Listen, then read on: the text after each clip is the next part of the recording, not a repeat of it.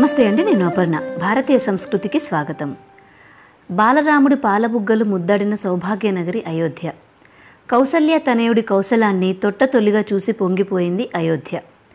చందమామను అద్దంలో చూస్తూ పాలబువ్వ తింటున్న రామచంద్రుణ్ణి కళ్ళప్పగించి చూసింది అయోధ్య.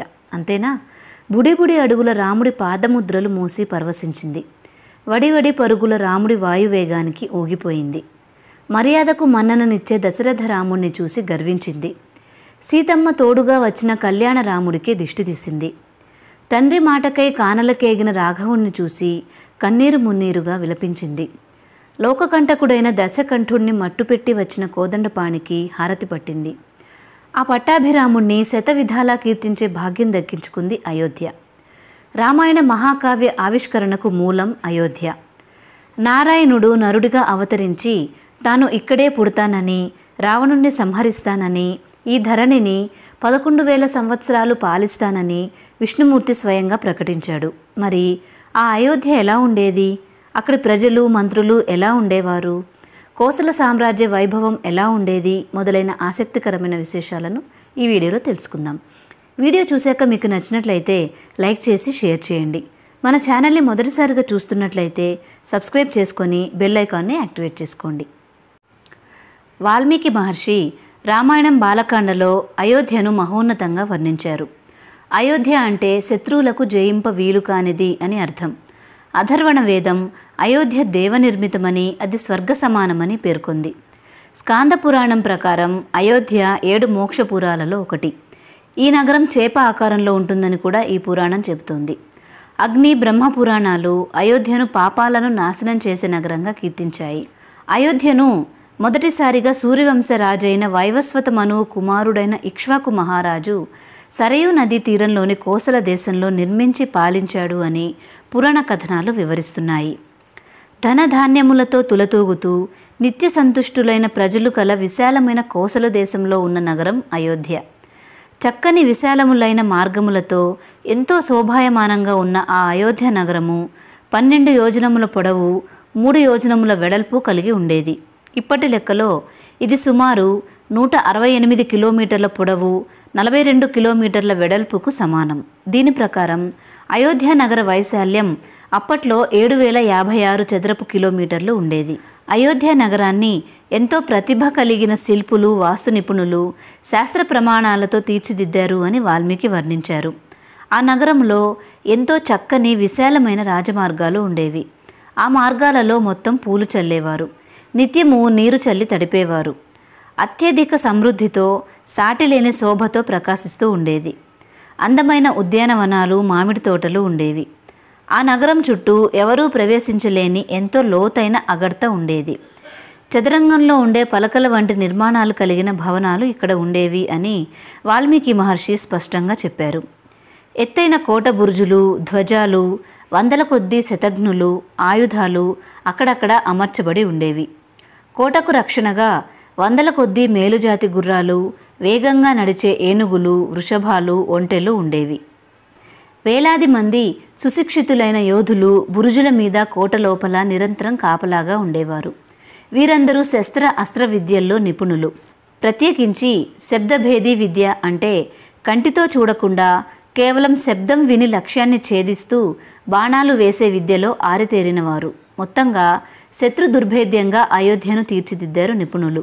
అందంతో పాటు ప్రజల్ని కాపాడేందుకు శత్రువుల ఊహకు కూడా అందని విధంగా నిర్మాణాల కోసం అప్పటి శిల్పులు తీసుకున్న శ్రద్ధ ఇందులో కనిపిస్తుంది.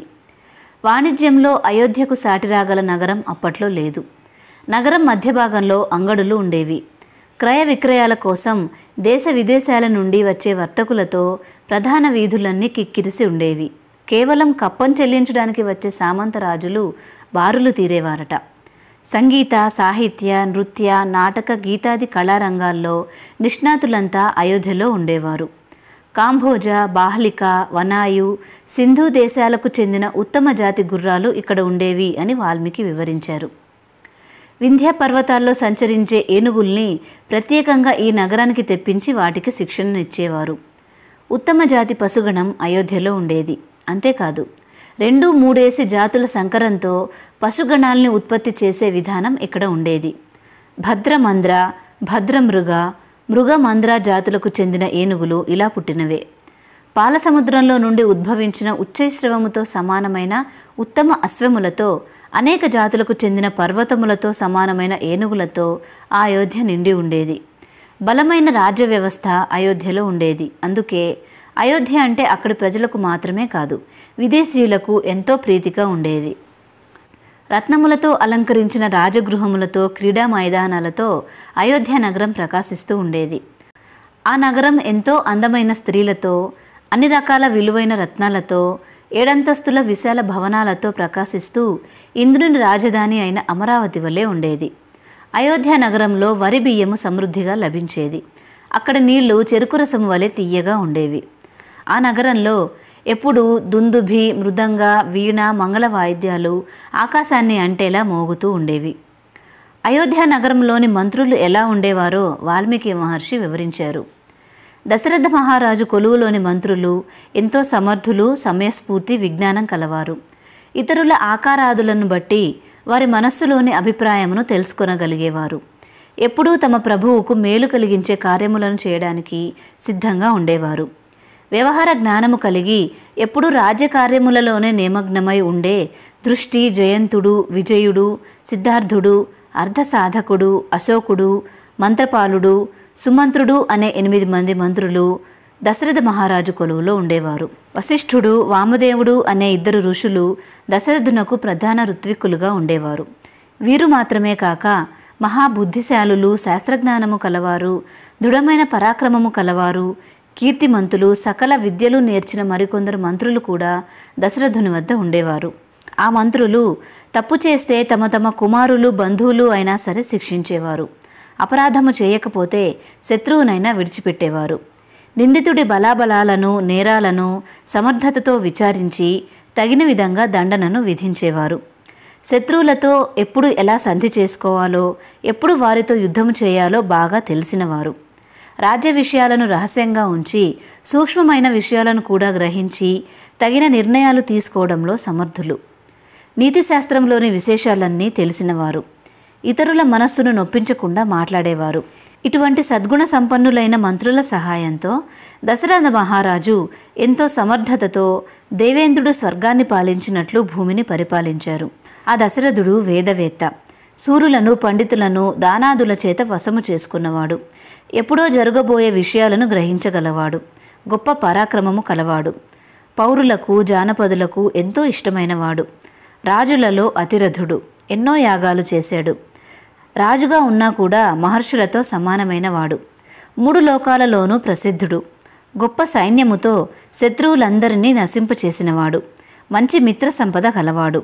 ఇంద్రియాలను జయించినవాడు. ధనములో కానీ ఇతర వస్తు సంపదలో కానీ ఇంద్రునితోనూ కుబేరునితోనూ సమానమైనవాడు.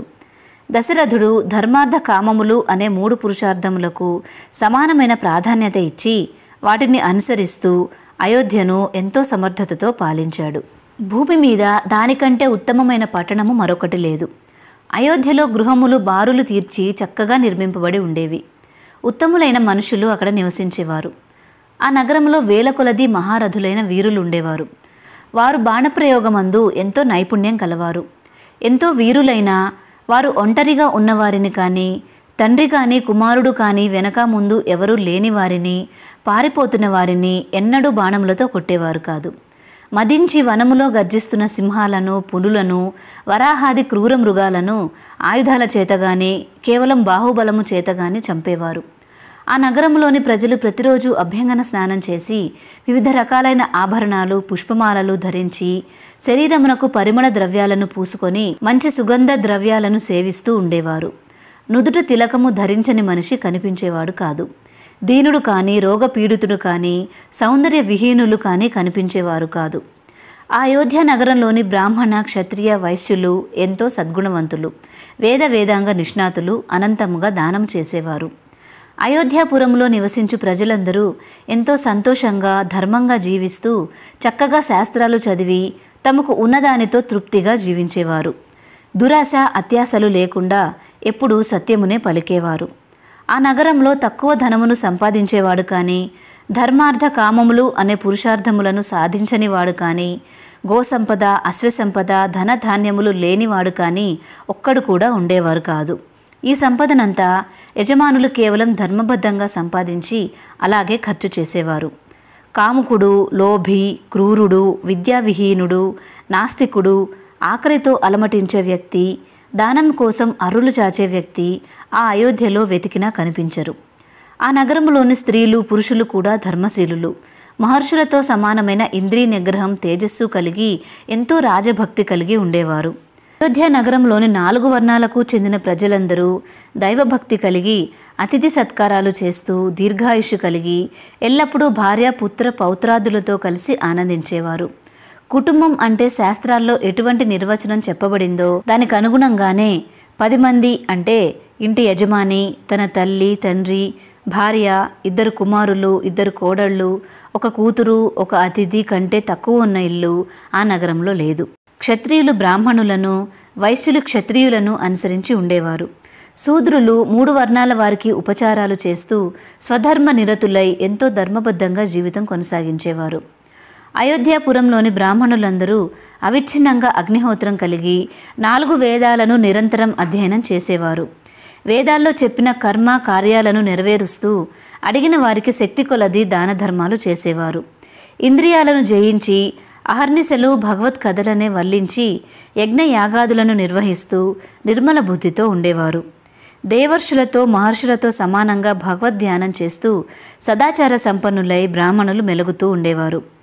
బ్రాహ్మణులతో సమానంగా ఇతర అయోధ్య వాసులందరూ సంతుష్టి గల ధర్మాన్నెరిగిన మనసున్నవారు, శాస్త్ర సంబంధమైన ఆలోచనలు చేసేవారు, దేవుడిచ్చిన దాంతోనే సంతృప్తి చెందేవారు, త్యాగబుద్ధి కలిగినవారు, తమకెంత అవసరమో అంత సంపాదన మాత్రమే చేసేవారు. అయోధ్యలో నివసించే అన్ని వర్ణాల వారు దైవ పూజ చేయకుండా, అతిథిని ఆదరించకుండా భోజనం చేయని దీక్షాపరులు. అయోధ్య ఎంత విశాలమో అయోధ్య వాసుల హృదయాలు అంతే విశాలం. రాముడు పుట్టిననాటి నుంచి ఇంటింటా రామనామమే ప్రతిధ్వనించేది. రాముడి చూపు కోసం పరివార సమేతంగా కోటలోకి వెళ్తుండేవారు. రాజదర్శనం కన్నా రామదర్శనం మిన్నగా భావించేవారు. వంతుల వారీగా వెళ్ళి బాలరాముణ్ణి చూసి మనసంతా రామతత్వాన్ని నింపుకొనేవారు. పొద్దువాలిపోతూ ఉండగా ఇళ్లకు చేరేవారు.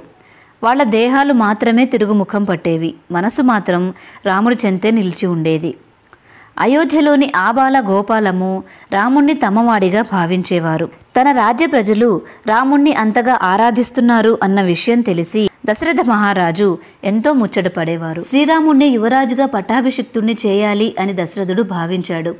రామ పట్టాభిషేక విషయాన్ని తెలుసుకున్న అయోధ్య పౌరులు గుంపులు గుంపులుగా వీధుల్లో గుమిగూడడంతో వీధులన్నీ కోలాహలమయ్యాయి. అంతటా నీళ్లు చల్లి, అరటి స్తంభాలు కట్టి, ముగ్గులు వేసి జనం మిద్దెల మీద, మేడల మీద చేరిన తీరును అద్భుతంగా వర్ణించారు వాల్మీకి మహర్షి.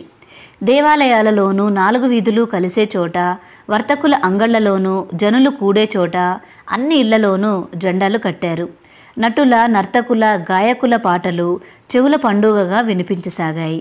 దాదాపు అన్ని స్థలాలలోనూ అలంకారాలు చేశారు. ప్రతి ఇంటి మీద ధ్వజపటాలు ఎగురవేసి అయోధ్యలోని దేవాలయాలన్నీ సున్నం వేయబడి తెల్లగా ప్రకాశించాయి. ఎక్కడ చూసినా మంగళవాద్యాలు మోగుతూ సంతోషంతో కూడిన సమస్త జనులతో, బ్రాహ్మణ ఆశీర్వాదాలతో నిండి బాగా అలంకరించుకున్నట్లు అయోధ్య కనిపించింది. వశిష్ఠుడు సరయూ నదిలో స్నాన నిత్యకృత్యాలు తీర్చుకొని దశరథుణ్ణి కలవడానికి అయోధ్యకు వచ్చే దారిలో కసవు చిమ్మి నీళ్లు చల్లి రకరకాలుగా అలంకరించి సంతోషంతో సంచరిస్తున్న పురప్రజలు సకల పదార్థాలను అంగళ్లలో ఉంచి శ్రీరామ పట్టాభిషేకం అంటూ పదే పదే పాడుకుంటూ కేరింతలు కొడుతూ శ్రీగంధం, అగరు లాంటి ధూప వాసనలు విరజిమ్మే వీధులను చూసి దేవతల నగరమైన అమరావతితో సమానంగా అయోధ్య ఉంది అని అనుకున్నాడు. అగరువత్తుల ఘుమఘుమ సువాసనలు వీస్తుంటే తెల్లటి మబ్బులలాగా సున్నపు పూతలు పూసిన ఇళ్లతో, సన్నని పట్టు వస్త్రాలతో, స్ఫటికాలు ముత్యాలు పోసిన రాసులతో, వివిధ రకాల పిండి వంటలతో నిండి ఉన్న అంగళ్ళ వరుసలతో రాజమార్గంలో శ్రీరాముడు వెళ్తున్నప్పుడు నగర ప్రజలు అక్షతలతో శ్రీరాముడిని సంతోషంగా దీవించారు. ఎంతో అద్భుతంగా ఉంది కదా నాటి అయోధ్య నగరం. మన సంస్కృతి, పురాణాలు, ఇతిహాసాలకు సంబంధించిన ఎన్నో ఆసక్తికరమైన వీడియోలు మన ఛానల్లో ఉన్నాయి, ఇంకా రాబోతున్నాయి. మరి వాటన్నింటినీ మిస్ అవ్వకుండా చూడాలనుకుంటే మన భారతీయ సంస్కృతి ఛానల్ని సబ్స్క్రైబ్ చేసుకొని బెల్ ఐకాన్ని యాక్టివేట్ చేసుకోండి. మీకు ఈ వీడియో నచ్చినట్లయితే లైక్ చేసి మీ వాళ్ళందరికీ షేర్ చేయండి. మరొక ఆసక్తికరమైన వీడియోలో మళ్ళీ కలుద్దాం. నమస్తే. జై శ్రీరామ్.